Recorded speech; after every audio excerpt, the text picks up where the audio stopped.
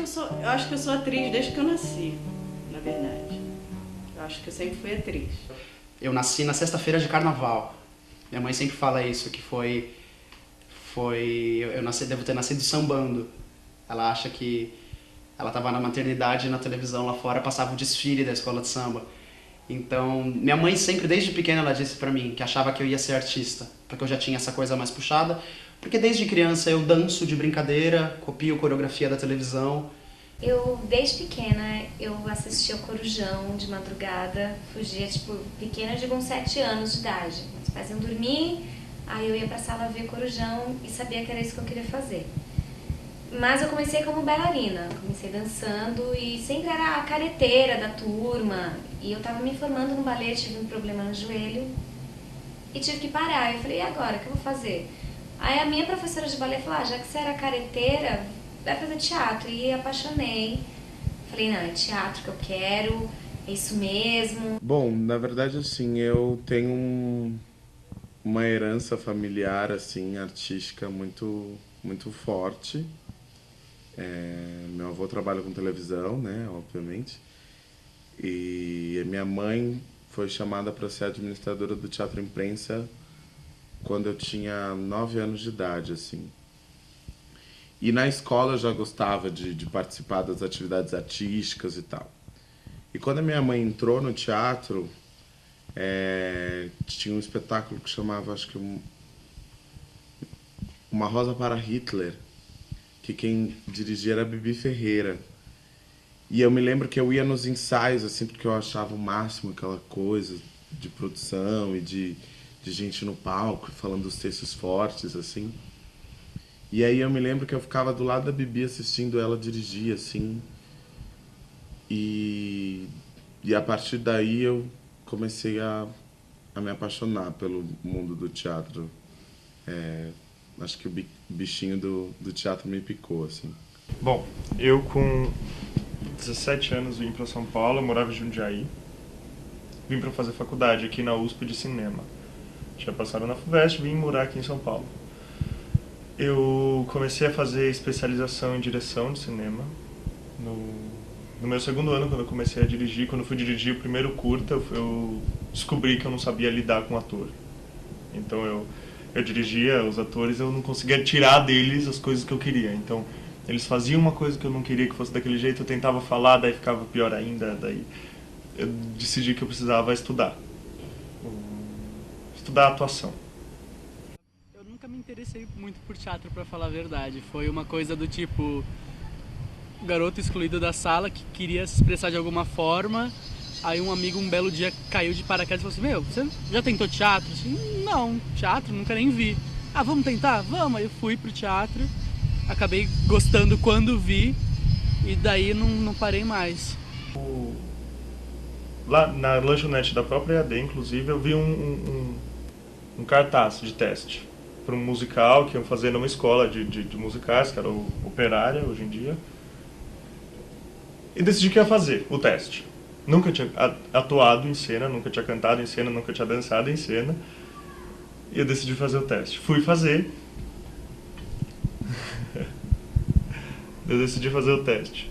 Quando eu li, eu falei, bom, vou fazer esse teste. Uma amiga minha conhecia a Operária já.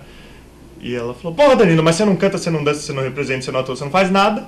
Eu falei, você não sabe. Fui fazer o teste. E passei, não era... o Ranch tinham 8 personagens principais. Não peguei nenhum dos 8, era um que era secundário, mas estava ali, não era tão secundário assim. Não sei, eu acredito que eu nasci dançando. Desde criança é uma coisa que me acompanha, a vontade de estar no palco de alguma forma. Aí eu comecei a levar a sério a história da dança, comecei a fazer aulas, enfim. Assim, o primeiro registro que eu tenho na memória foi uma peça que se chama Simbá de Bagdá, que eu fui assistir, e aí eu enchi o saco da minha mãe para comprar a fita da peça, que na época era fita cassete.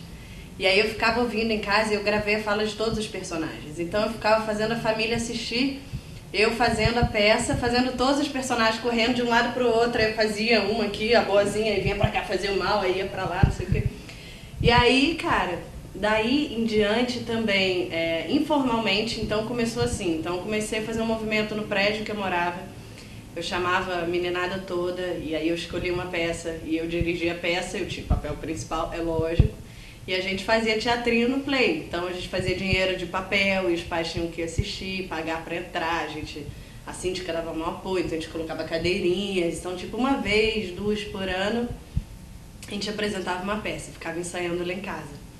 Minha mãe sempre deu muito apoio, e aí eu nova ainda, com sei lá 12, 10 anos, entrei pro teatro amador, lá no Rio, e fiz, cara, eu não sei nem dizer quanto tempo, porque assim, eu fazia 2 anos, aí saía, aí fazia 3 anos, saía, ficava 3 anos sem fazer, voltava 6 meses, saía alguns meses, voltava, então assim, a vida toda, assim, eu fiz informal, até meus 18 anos eu fiz muito teatro.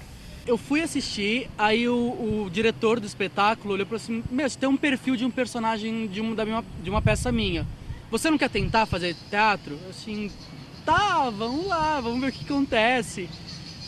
E tipo, na semana seguinte eu já tava como personagem, já tava pra estrear, e muito assim, do nada. E estudei na Fundação das Artes de São Caetano, que é um curso profissionalizante que você recebe DRT assim que você se forma. Acho que o curso, eu fiz um de 2 anos, eram 4 semestres, de domingo a domingo, assim, estudando, uma delícia. E agora são 3 anos e meio de curso.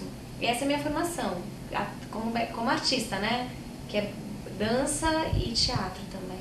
E depois comecei a cantar e fazer o resto. Sempre vivi numa classe média passando dificuldades. E eu já estava com 14 anos.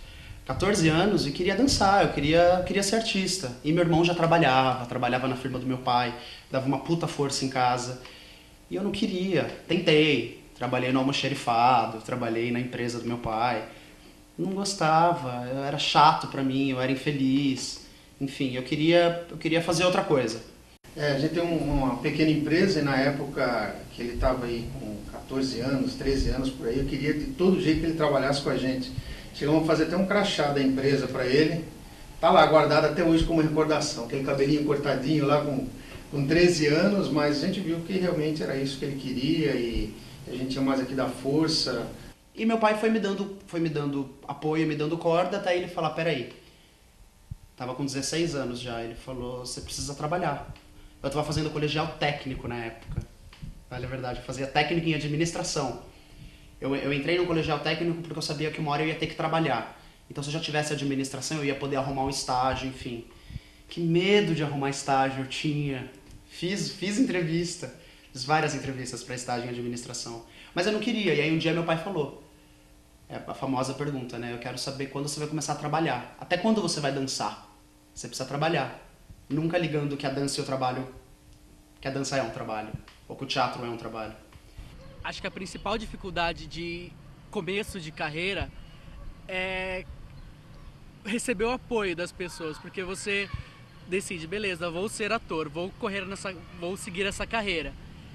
E quando você vê que no primeiro mês, primeiros 6 meses, primeiro ano você não consegue dinheiro de jeito nenhum, a família, as pessoas começam a cobrar, beleza, você está trabalhando há 1 ano, cadê o dinheiro? Você não vai se sustentar com isso, você não vai receber nada com isso. Acho que esse foi a minha principal dificuldade. Conseguir provar para as pessoas que mesmo não recebendo nada, mesmo ganhando só experiência, eu estava trabalhando, eu estava seguindo um caminho que era o que eu queria seguir.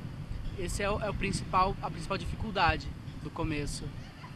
E aí ele falou que eu ia precisar parar, porque ele não tinha mais como pagar as minhas aulas, porque não dava retorno nenhum pra gente, além da minha satisfação e do meu aprendizado, e que eu precisava parar. E eu falei, tá, me dá, isso era em junho, eu falei, me dá um prazo até dezembro, que daí eu paro a dança, e aí se eu não conseguir te mostrar que eu posso ganhar dinheiro com a dança, eu vou trabalhar numa profissão normal.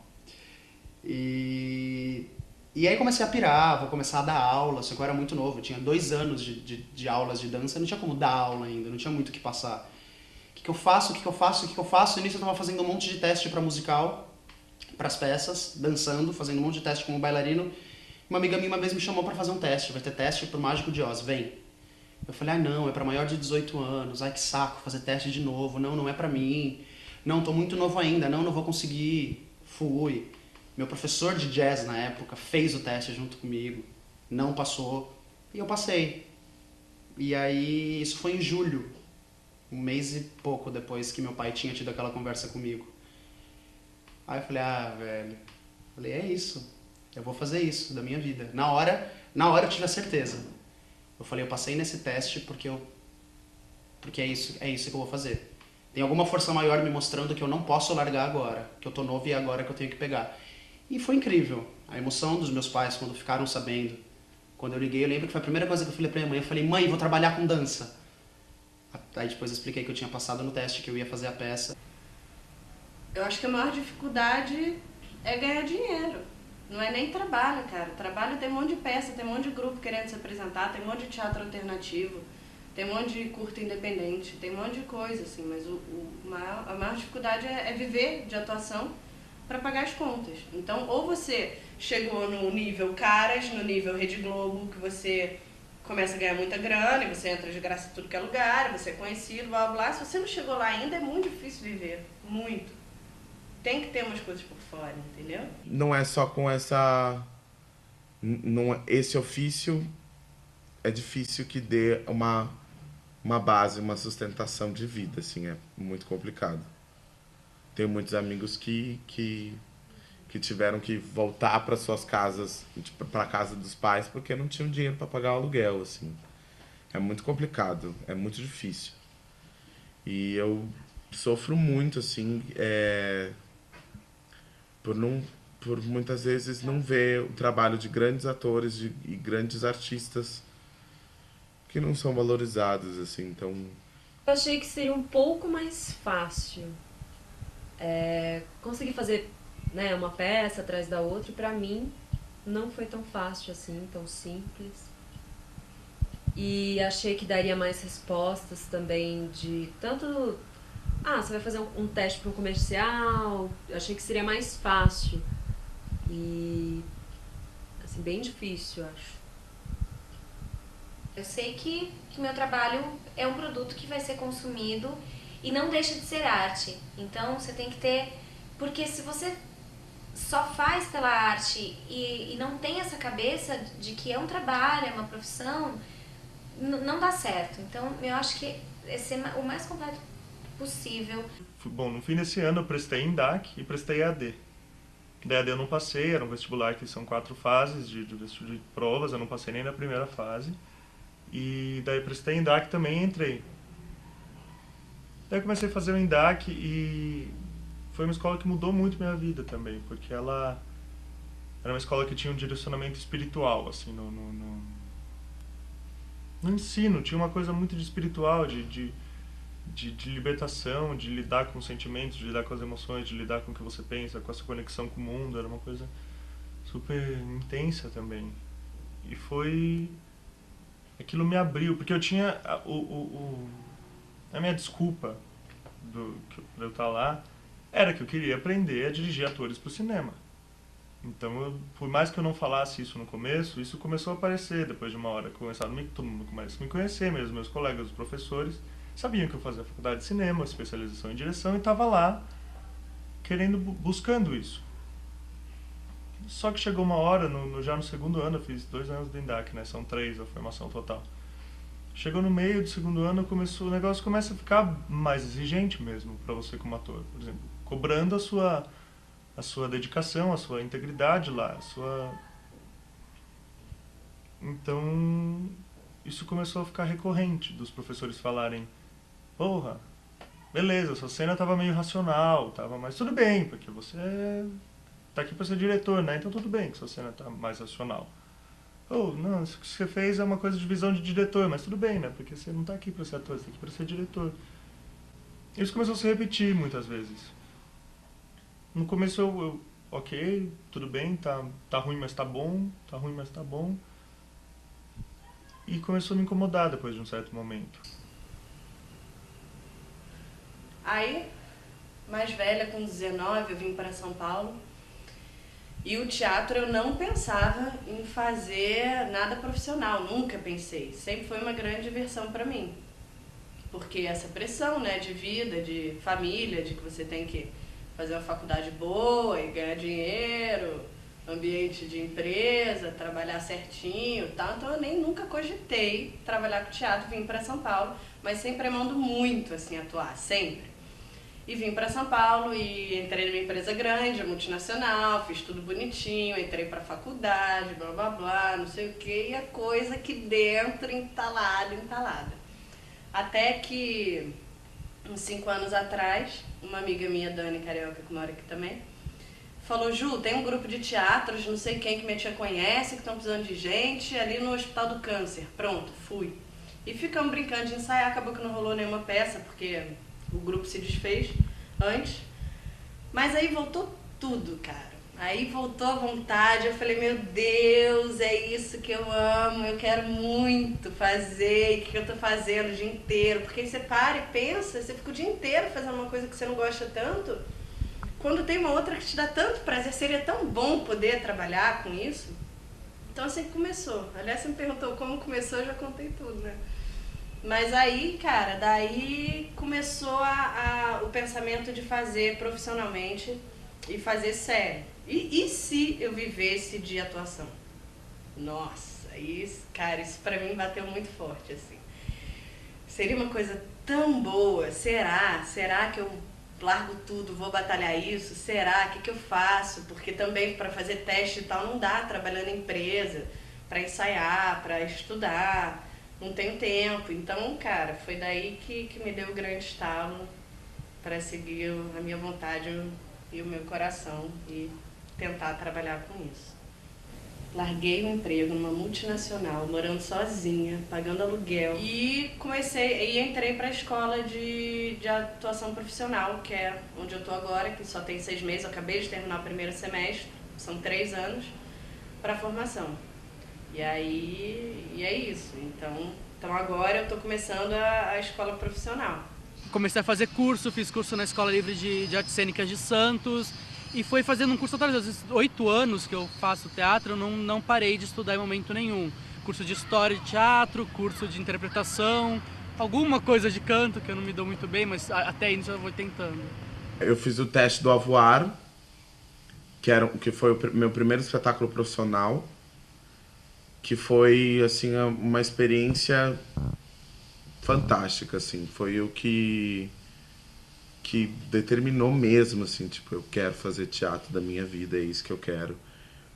Que eu trabalhei com um diretor fantástico, que é o Vladimir Capella, um autor maravilhoso, com pessoas que eu já conhecia, até muitas pessoas do Team Broadway fizeram junto comigo esse espetáculo. E foi um processo de criação nossa, de um espetáculo que já tinha sido montado há 20 anos, e aí o Vlad queria remontar com um elenco novo, com pessoas jovens. E para mim foi muito importante, assim, esse processo. O Avoir, eu fiquei 1 ano em cartaz, 1 ano e meio, acho.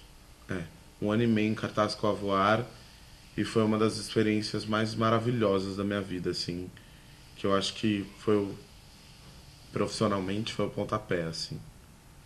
Eu era muito apaixonado por um dos personagens da peça, me apeguei muito a ele e de brincadeira comecei a estudar, a ler o texto, a dar umas decoradas, a ensaiar a música.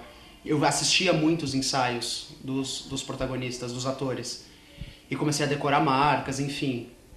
E aí eu fiquei um tempão em cartaz com essa peça em São Paulo, fazendo outros trabalhos só como bailarino mesmo. E aí fui pro Chile com esse musical, com o Mágico de Oz. E lá no Chile rolou um dos atores que fazia o Homem de Lata, que era o personagem que eu tinha essa paixão toda, passou mal, enfim, não tinha ninguém que substituísse. Fiz, sem ensaio, sem nada. Fiz porque eu sabia o texto e porque eu gostava. A hora que acabou eu falei, acho que eu quero fazer teatro também. Acho que só dançar não me completa mais. Amo, tá no sangue, é a minha vida. Nasci pra dançar, acredito isso. Só que o teatro começou a, tipo, gritar, a me cutucar, me mexer na minha cabeça. Aí eu falei, ok, eu quero fazer teatro também. Até que num dia era uma matéria que é a interpretação mesmo, dada pela Inês Aranha, que é uma das grandes mestras de lá. E O nome da matéria daquele semestre era Ator Sensível. Era um trabalho que a gente trabalhava com o Ibsen, Chekhov, algumas cenas, que pra cavar isso na gente, o sentimento, que era uma coisa que era exatamente a minha falha. Que eu era racional, ainda sou bastante, um pouco menos. Racional, então pra puxar pro sentimento, pra trabalhar o emocional. E numa dessas vezes a Inês falou, não, essa sua cena tá muito racional, mas tudo bem, né? Porque você quer ser diretor. Eu falei, porra, não é. Não tá tudo bem, não é porque eu quero ser diretor que eu tô aqui. Porra, já não dá pra perceber, eu tô aqui faz 2 anos nessa porra. Não é pra ser diretor. Ela falou, então tá bom. Daí na próxima aula a gente fez um exercício que era muito intenso e ela começou a me descascar. E descascar. Não, e vai descascar. E eu meio desesperado porque eu não conseguia fazer, era uma coisa que era enfrentando ali em aula, né, em sala, com todo mundo sentado te assistindo, uma barreira muito forte pra mim. Ia fazer esses exercícios eram em dupla, eu fazia com a Débora, que era uma super amiga minha. E ela mandando muito bem, eu não conseguia, indo super travada, ela dando super bem, que era um exercício que você tinha que ficar sentado e falar o texto como se fosse verdade, como se você estivesse ali falando, como se as palavras fossem suas, surgindo aquela hora. Não que era um texto que você tinha decorado. E isso nunca tinha acontecido, isso naturalmente comigo, não era uma coisa que saía. Eu ainda era muito solidificado, muito quadradinho, o texto era decorado. Quando eu lembrava do texto, o texto já vinha dirigido na minha cabeça. O jeito que eu tinha que falar, a entonação que eu tinha que fazer. E isso era muito falso, soava muito falso. E eu não conseguia me desvencilhar disso, eu não conseguia quebrar esse padrão. E naquela aula era isso que a Inês estava puxando de mim, eu não consegui fazer. Assim, eu voltei para casa muito decepcionado comigo mesmo, achando que estava tudo uma merda, que eu não devia mesmo ser ator, que eu devia tentar mesmo ser diretor e não estar ali na frente mostrando isso, mostrando que eu era incapaz. Na próxima semana, por incrível que pareça, eu consegui. E era, coincidentemente, esse fim de processo do 2º ano do INDAC, eu estava estudando para prestar EAD de novo. Eu já tinha prestado no outro e no outro ano, era a minha 3ª vez prestando EAD, e eu nunca tinha passado da primeira fase. 2 anos que eu prestei, eu não passava do primeiro corte do vestibular de lá. E eu estava estudando com quem estava eu tinha chamado um amigo para me dirigir, que era inclusive um cara que tinha feito um outro curta meu, formado lá na EAD. Eu tinha dirigido ele, foi meio que uma troca de favores, eu falei, me dirige.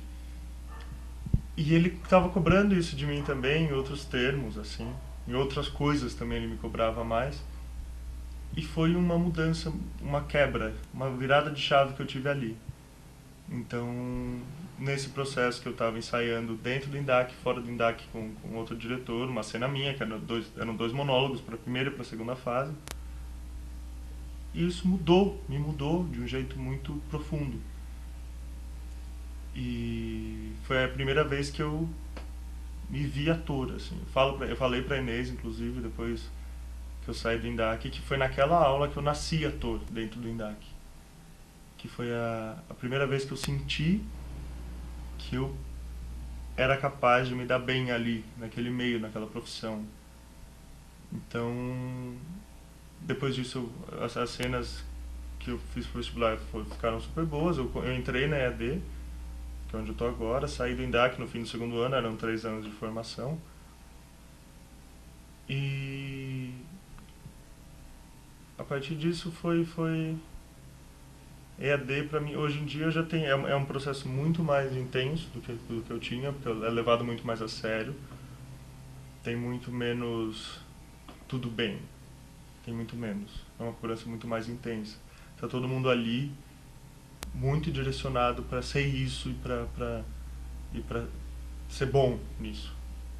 Então é uma cobrança muito intensa e é muito legal que seja isso, porque você convive com 20 pessoas que efetivamente estão lá sem nenhum desvio de atenção que não seja para essa carreira. Então é uma coisa muito, muito intensa, que é muito legal, que eu estou vivendo hoje em dia. Ator, cara, pra você fazer arte, você nasce artista. Não adianta. Eu não acho que... Existem muitos bons atores, grandes atores, que com certeza começaram a fazer coisas muito boas e manifestar a arte de uma forma muito boa sem ter feito escola nenhuma, mesmo depois talvez tendo procurado. Então eu acho assim, a técnica que a escola te dá não é o mais importante, mas eu acho que tem que ter, bicho. Você tem que ter um embasamento para saber do que você está falando, para poder ter um argumento, você tem que ler muito. É na prática. Eu aprendi muito a fazer teatro na prática antes de começar a estudar. Quando eu entrei no INDAC, já fazia 3 anos que eu trabalhava com isso. Eu já tinha feito o Mágico de Oz, já tinha feito A Voar, já tinha feito algumas outras peças pequenas. Então, aprendi fazendo. Mas quando eu comecei a ter a teoria e comecei a entender o que eu fazia, aí você começa a saber usar melhor seu instrumento. Porque fazer por instinto, fazer por coração, fazer com alma, que eu acho que é uma coisa que é arte. A arte, se não tiver alma, se não tiver coração, se não tiver a sua entrega, não vale. Só que se você tiver uma técnica para reconhecer o como você está fazendo aquilo, o porquê que você faz aquilo e como repetir aquilo, eu acho que aí a chance de dar certo é muito maior. Então eu acho muito importante ter uma escola assim. É muito complicado você falar que você é ator. Eu achava isso. Complicado falar que eu era ator. Porque por trabalhar com cinema, por ter feito muito teste, que eu trabalho ainda hoje como produtor de elenco em cinema.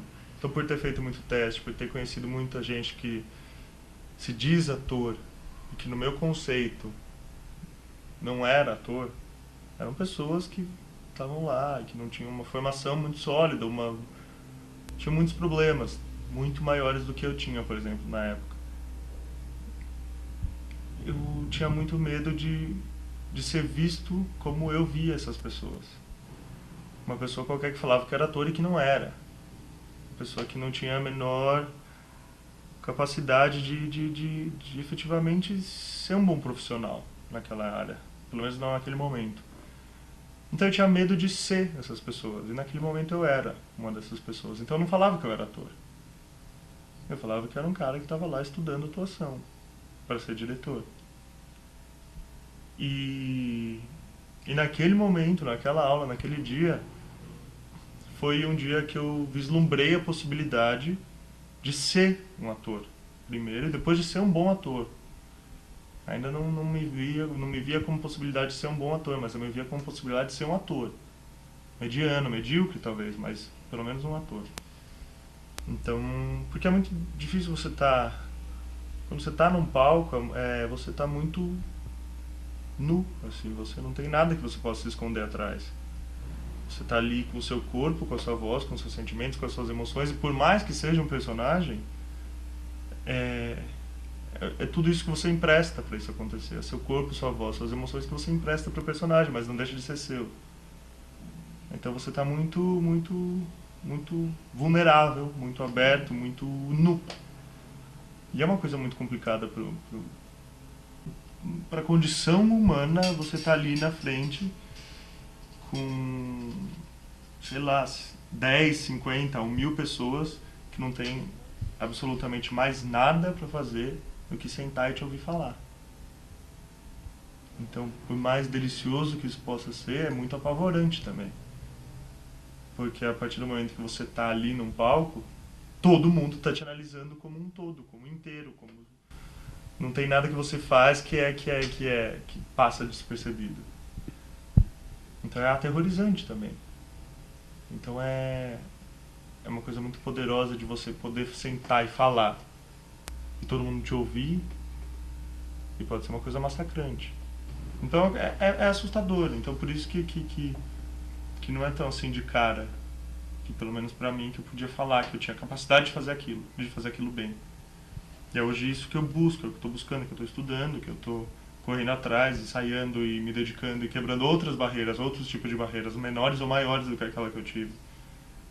Eu senti no meio do curso, assim, que o meu pai é construtor e eu comecei a estudar arquitetura e larguei 2 semanas na arquitetura para fazer teatro. E meus pais sempre me apoiaram, vai lá, mas meu pai não foi me assistir no meu na minha primeira apresentação. A gente fazia uma por semestre. E aí, quando ele ia me apresentar para os amigos, ele falava: isso aqui é minha filha, atriz, mas estudou arquitetura, é muito inteligente, escreve bem. Ele falava, mas dava uma escondida. E depois que ele me viu, eu não lembro exatamente qual foi o espetáculo, e eu ganhei prêmio de melhor atriz com esse espetáculo Escolha do Público, aí mudou, assim. E aí eu vi o meu pai fazer questão, não, olha, essa aqui é minha filha, essa aqui é atriz. Não, porque ele conhecia de autores, começou a pesquisar. Aí ali eu falei, puxa, não, tô no caminho certo, acho que é isso. Porque dentro da escola, até por essa proteção, antes de você ter a opinião, porque parece que é uma escola normal, você tem nota, mas isso não quer dizer que você é bom ou ruim. Mas eu comecei a sentir com a reação das pessoas, com o crescimento do meu trabalho, assim, a reação do meu pai, porque ele ficou um tempo sem me assistir. E aí quando ele me viu, ele, acho que foi nossa, é sério isso que ela tá fazendo, não é brincadeira, né? É muito difícil você arrumar um trabalho artístico que por si só banque sua vida, e banque seu aluguel, e banque ajudar em casa, enfim. É muito difícil, é muito difícil. Para muita gente, ser artista não é uma profissão, né? Enquanto você não tá na Globo, você não é ator de verdade. Enquanto você não tá fazendo uma novela, as pessoas não conhecem sua cara, parece que teatro é uma brincadeira para muita gente, é como muita gente encara. Então é muito difícil, cara, para poder ter uma carreira e mostrar para as pessoas que você pode viver disso, é difícil, mas não é impossível. É dar aula, é fazer peça, ser mestre de cerimônia num evento. Já fez isso? Já. Recepcionista, se vestir de personagem na entrada das festas. Tem que fazer de tudo, porque a gente não tem uma segurança. Mas de bico em bico, dá pra viver. É difícil. É desgastante. É engolir sapo, sabe? É ver uma galera te escorraçando porque você é o recepcionista da festa. Mas você tá ganhando sua grana. Você tá ganhando 200 pau pra ficar uma noite brincando. Porque eu acho que isso é uma coisa que muita gente não entende da arte. Por a gente fazer porque a gente ama, porque pra dinheiro não é. Você faz porque você ama muito. Porque senão você não ia encarar. Senão, sei lá, vai trabalhar num banco. Então como a gente faz amando, muitas vezes parece que vira uma brincadeira. Porque é divertido. É gostoso. Você fazer um trabalho desse numa festa, por exemplo, e ainda tá ganhando dinheiro. Porra, que irado. Tô numa festa feliz, fazendo um monte de gente se divertir e tô ganhando pra isso. E aí muita gente não encara isso como trabalho. Como que um trabalho pode ser gostoso? Trabalho geralmente é maçante. Trabalho é uma coisa que você chega em casa no fim do dia e não quer falar com ninguém, tá estressado, cansado. A gente cansa muito. Mas a satisfação, bicho, é o que faz a gente fazer de novo e acordar no dia seguinte feliz porque tem mais um evento pra fazer. Hoje em dia não mais, hoje em dia eu tento me garantir com outras coisas, mas quando era mais novo, 16, 17 anos, o que um garoto de 16 anos que é ator vai fazer? Então ele acaba fazendo animação de festa, é meio que tem pra fazer.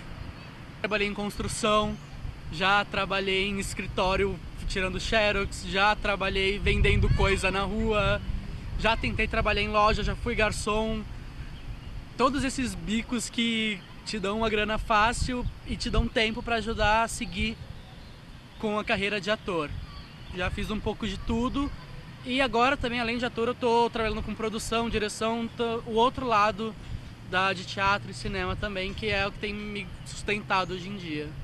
Comecei a fazer um monte de freela em áreas correlatas até a atuação, cinema, TV, teatro, produção.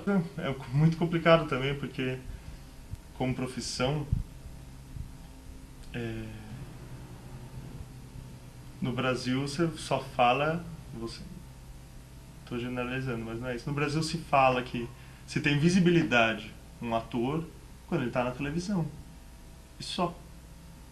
É o meio principal de comunicação, de comunicação, de arte, não, talvez. No Brasil é a televisão, é onde todo mundo te vê.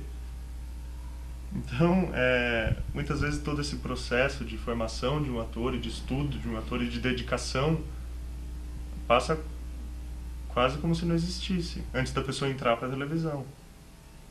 Então o que acontece? Você você estuda, sei lá, 5, 10, 15 anos da sua vida, se dedica estudando, fazendo peças, aula de canto, aula de dança, aula de interpretação, e lê livros, e lê teorias, e faz cursos de mais variadas formas, para um dia alguém te colocar numa novela e daí parecer que, pô, olha o cara como ele deu sorte. Com quem será que ele trepou para chegar lá? Entendeu? Em um dia, como se aquilo fosse o que determina que você é um ator, é você tá na TV, você tá na novela. Muito do dinheiro que eu ganho eu gasto investindo em mim mesma, em cursos para estar cada vez mais completa. Mas a saída é esta, e não só em relação a canto, dança, que é pro musical, mas é você estar pronto pra câmera, porque muito ator tem preconceito. Ah, só faço teatro, não gosto de... Porque pra mim é uma bobeira, porque a minha carreira é atriz, independente de qual meio que eu tô. Se eu tô na TV, se eu tô no cinema, se eu tô na rua, se eu tô num parque de ecologia fazendo um trabalho pra criança. Então eu tenho que estar pronta, e ser ator não é só ser ator de teatro. O ator vai fazer comercial, o ator vai fazer TV, cinema, então eu acho que é isso, é estar pronto pra tudo. Estar pronto é tudo, como diria Shakespeare. Entendeu? Da pessoa ver você... Porque no teatro é uma coisa que, como é muito mais pessoal, não existe parece que não existe a idealização. Porque você pode pegar o cara ali, esperar 10 minutos e pegar o cara saindo ali sem maquiagem, tudo meio, fumando na rua. Então aquela pessoa se torna uma pessoa real. Você pode ir no backstage encontrar o ator, tipo, brigando com o namorado do telefone, sei lá, brigando com o pai, brigando com a mãe, ou tendo que pagar a conta, assinar cheque, sei lá, no camarim. E com TV você não vê isso, com TV tem uma idealização da pessoa que está lá. Então, eu acho que cria-se uma quebra ali. Eu via de fora essa coisa, a pessoa é famosa, eu via com os outros. E uma vez eu fui fazer uma viagem pra Goiânia com meu namorado, e a gente entrou no restaurante e o restaurante parou, assim, todo mundo parou, mas eram coisas que eu falava, não pode estar acontecendo isso. E aí, que engraçado, sabe, parou e todo mundo olhando pra mim. E uma menina começou a gritar e ela falava pro meu namorado, é ela! E meu namorado falou, eu sei. E é engraçado como a maneira que as pessoas te veem, quem reconhece, porque não são todos que reconhecem, claro, mas quando a pessoa te reconhece é como se você fosse praticamente um quadro na frente dela, que elas comentam de você na sua frente, tipo a 1 metro de distância, acho que você não tá ouvindo. Um dia eu tava chorando, tinha recebido uma notícia ruim, a pessoa veio me pedir autógrafo e não percebeu que eu tava chorando na frente dela, porque eu falei, nossa, que estranho isso. E isso é uma coisa difícil, assim, eu acho, porque pra mim, pelo menos, eu quero fazer eu faria, óbvio, um filme hollywoodiano, mas eu não quero ser abordada na rua, por exemplo. Então você vê atores que saem na Caras toda semana e você vê atores que você não sabe nada da vida pessoal deles, né? Então, a partir do momento que você começa a ficar famoso, a sua vida começa a ficar pública. E isso me preocupa muito. Como é que eu vou agir? Entendeu? Será que então não vou poder tomar todas mais no bar? Porque eu posso fazer merda e alguém pode clicar e não sei o quê? Sabe? É uma coisa que eu... me achando, né? Mas é uma coisa que eu, por exemplo, me preocupo. Porque eu tenho sonhos do tamanho do mundo, assim. Eu quero fazer coisas enormes. Eu acredito que meus planos são um pouco mais perto, assim. Não tenho muito grande futuro. Eu quero ter sucesso na profissão, o que não inclui necessariamente fama, que são coisas diferentes. Sucesso é eu me sentir bem sucedido onde eu tô. Quero ganhar bem fazendo isso. Não tenho a menor intenção de passar fome, de ser artista que ou não, só vou... Não tenho. Acho que faz muito parte do meu objetivo. Me sustentar bem com isso, ganhar bastante dinheiro, claro, porque senão não estaria trabalhando tanto, estudando tanto. Eu tenho, acho que, uns projetos mais a curto prazo. Eu quero fazer um mestrado na área de cinema, de direção de atores para cinema. Me formo na EAD, demora ainda, acho que 3, 4 anos. E não sei. Não sei, ainda tem, pra mim ainda o leque de opções é muito aberto. Não sei se um dia ou outro eu vou me solidificar numa carreira mais dentro de cinema, de direção de cinema, ou de produção de elenco, ou mesmo de ator. Ou todas as alternativas anteriores. Vai saber? Não sei. Eu acho que o meu maior sonho é poder me sustentar fazendo o que eu mais gosto, que é estar em cena e dar aula.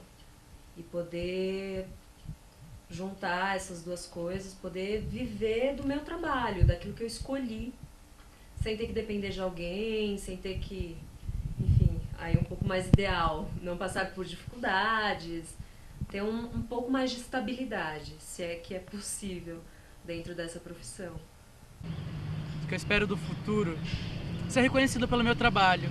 Acho que depois de tanto tempo batendo a cabeça na parede, fazendo bicos, fazendo coisas estúpidas para conseguir ser ator, acho que o que eu mais espero mesmo é conseguir reconhecimento, não fama, não é sucesso, nem tanto dinheiro, mas é conseguir que as pessoas vejam meu trabalho e falem assim, beleza, você é um ator e você nasceu para isso. Eu acho que o reconhecimento é o que eu mais espero do futuro.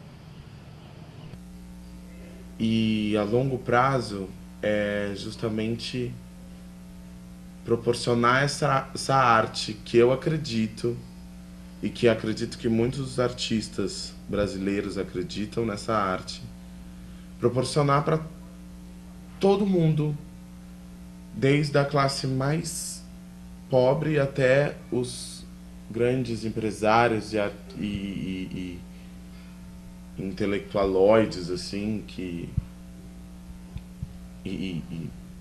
os chefões poderosos do país, assim, que acreditam que muitas vezes acham que a arte é simplesmente algo que dá um status. A gente fala de cultura, a gente vive a cultura no país. Eu acho que não é isso, não. Acho que a cultura, ela engrandece o ser humano. Esse é meu objetivo, de engrandecer o ser humano através da minha e da nossa arte. Tudo vale a pena nessa vida, eu acho. Eu não consigo fazer nada que eu não faça por amor. Eu sou muito romântico, pisciano, enfim. É uma coisa que me rege muito. Se não tiver amor, não precisa. Não vale a pena. E eu cada vez descubro mais, cara, o amor que eu tenho por isso tudo. O quão gratificante que é você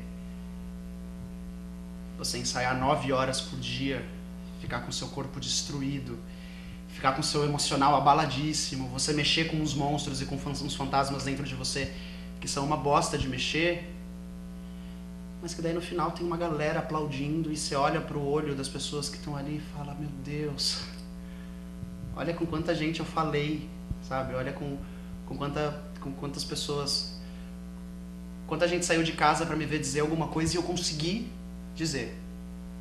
Pode ser, sabe, o Teatro Alfa com 1000 pessoas, pode ser o Espaço dos Sátiros com 2. Já cheguei a cancelar a peça minha lá no Sátiros por não ter público. Mas eu tava ali pra falar alguma coisa pra alguém. E se tem alguém pra ouvir, porra, claro que valeu a pena.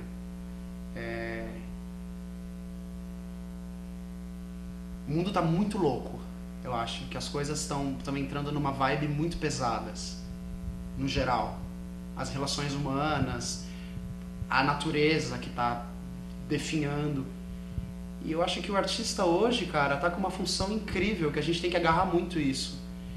Que é mostrar pras pessoas coisas que estão acontecendo e que ninguém para pra ver. Porque a gente vive numa loucura de não parar nunca pra ver nada.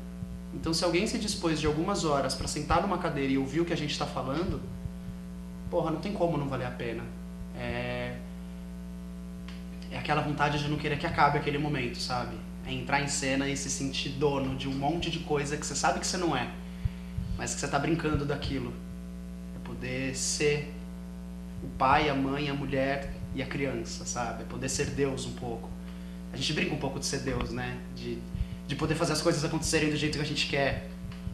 Então, vale muito a pena. Vale muito a pena porque tem muito amor. Acho que se eu não amasse, eu não estaria continuando, não estaria persistindo e batendo a cabeça em tantas, sei lá, em tantas portas que batem na nossa cara às vezes. Mas que é bom. É bom, porque daí quando a porta abre, você fala, ufa, é isso mesmo. A dor da cabeça foi forte, mas o prazer de ter conseguido entrar é muito gratificante. Acho que vale. Vale, cara. Vale porque quando você tá ali, não tem preço, sabe, Mastercard? Não tem preço. Lu, é uma coisa muito louca, assim, é uma felicidade, é um momento que você tem para desvincular da sua vida. Então é maravilhoso isso, você poder viver outras vidas, você poder ser outras pessoas. Então vale. O que faz valer a pena é eu saber que eu faço uma coisa que eu imaginava desde quando eu era pequenininha, que eu tinha na cabeça. E a satisfação de quando termina o espetáculo e você se deu inteira, você sabe que você foi sincera naquele que é todo dia é um dia, e você deu tudo que você podia, e aí você vê um olho emocionado na plateia, ou um sorriso, você vê que você mudou, mas não porque você é melhor, porque você tá junto com aquelas pessoas. Isso sabe, é uma sensação de união, assim, com as pessoas, é um momento que nos dias de hoje é mágico. Eu acho que vale a pena sim. Vale. Vale porque vale todo dia. Não é, inclusive por isso, não é uma coisa que você luta por não é uma profissão que você espera o fim de semana. A não ser quando o fim de semana, quando você está em cartaz. Então não é uma profissão que você trabalha todos os dias da semana para chegar no fim de semana e poder desfrutar. Você desfruta sempre. Quando você está em cena, quando você está fora de cena. É uma profissão que te força a viver o que você está vivendo. Então no momento que você está atuando, você tem que viver aquilo. Porque acontece, você sabe o que vai acontecer. Você sabe o seu próximo passo, você sabe todos os seus próximos passos, você sabe todas as suas próximas falas pelas próximas 2 horas. Então se você for viver pensando no futuro, você nem entra em cena. Porque você já sabe o que vai acontecer. Se você for fazer o Romeu e Julieta, você sabe que você vai morrer no fim. Então se você não viver sua vida naquele momento, pelo menos segundo a segundo, você já entra morto, 2 horas antes.